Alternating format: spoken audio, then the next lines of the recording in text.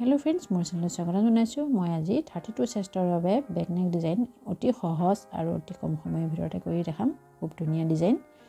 এই ব্লাউজটোৰ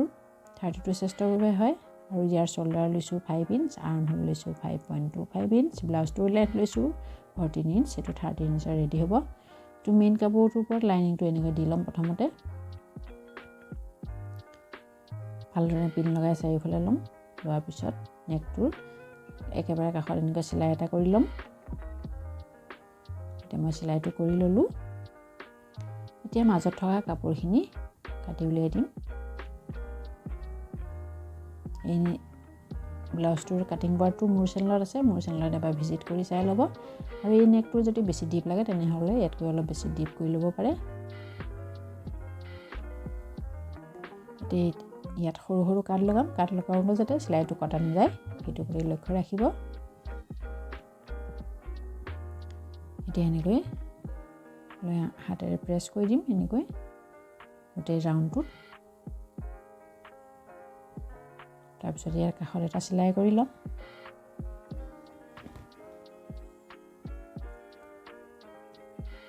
এইটো একেবাৰে কম সময়ৰ ভিতৰত ধুনীয়া ডিজাইন হৈ উঠিব ভিডিওটো শেষলৈকে চাই থাকিব ভিডিওটো ভাল লাগিলে লাইক কৰিব কমেন্ট কৰিব আৰু যদি মোৰ চেনেলত নতুন হয় তেনেহলে মোৰ চেনেলটো সাবস্ক্ৰাইব কৰি ৰাখিব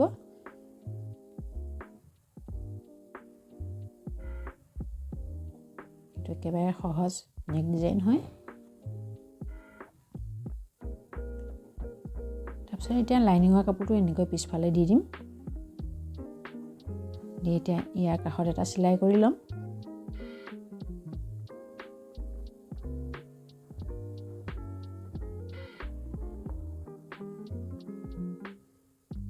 এনেকৈ ভালদৰে সিলাই কৰি লম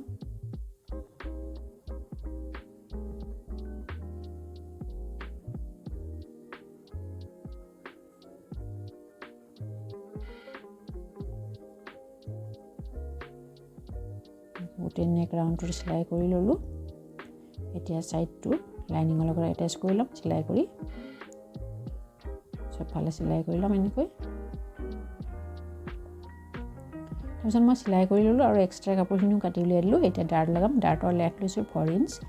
তলফালে হাফ ইঞ্চ লৈছো মুঠতে 1 ইঞ্চৰ ডাৰ্ট হয় এইটো এনেকৈ 4 ইঞ্চলৈকে আনি নমাই দিলো ইয়াত মই ডাবল সিলাই লগাইছো ইয়াৰ কাটিং বোৰ্ডটো মোৰ চেনেলত আছে ভিডিওটো এবাৰ চাই ল'ব সকলোখিনি জোখ মাখ তাত দি দিছো এতিয়া দুইটা ডাৰ্ট এনেকৈ লগাইছো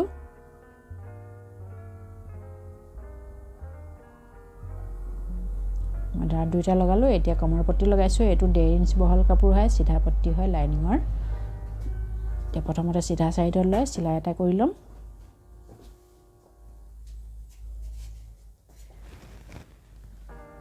তাৰপিছত এনেকৈ কৰি ইয়াৰ ওপৰত এটা সিলাই কৰি লম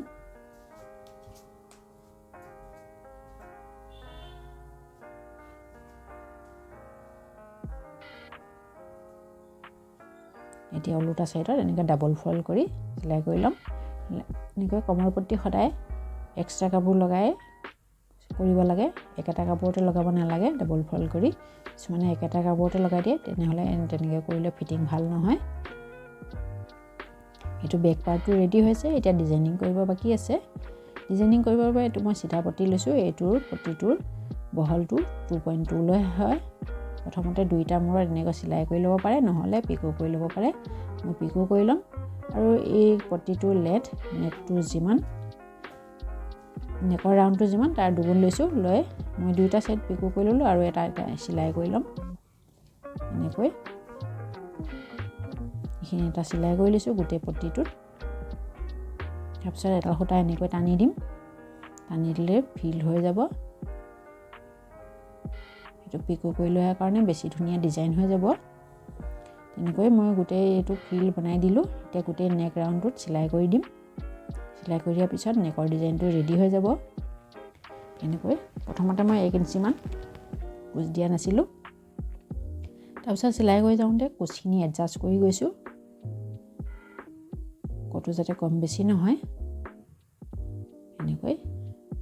কুচখিনি এডজাস্ট কৰি যাম আৰু সিলাই কৰি যাম এনেকৈ নেকটোৰ কাষত মই সিলাই কৰিছো অলপমান ঠাই এৰি এটা ভালদৰে কুচিনি এডজাষ্ট কৰি যাব লাগিব।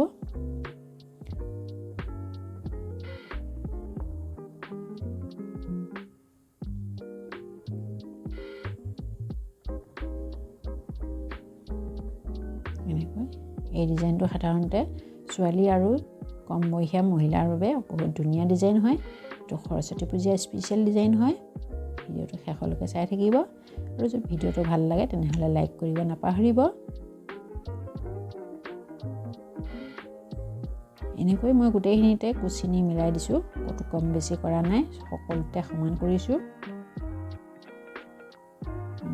সকলোতে সমান কৰি চিলাই কৰি গৈছোঁ।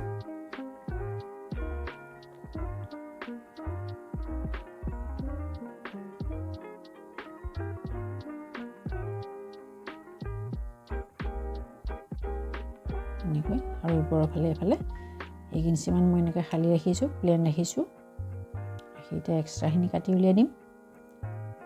এইটো প্ৰেছ কৰাৰ পিছত খুব ধুনীয়া ডিজাইন হৈ উঠিব। এইটো ডিজাইনটো কমপ্লিট হৈ গ'ল। ইয়াৰ হ'ল ফাইনেল লুক। ভিডিঅ'টো চাই ভাল লাগিলে লাইক কৰিব, কমেণ্ট কৰিব। ভিডিঅ'টো চোৱাৰ বাবে ধন্যবাদ। এইটো হ'ল ইয়াৰ ফাইনেল লুক।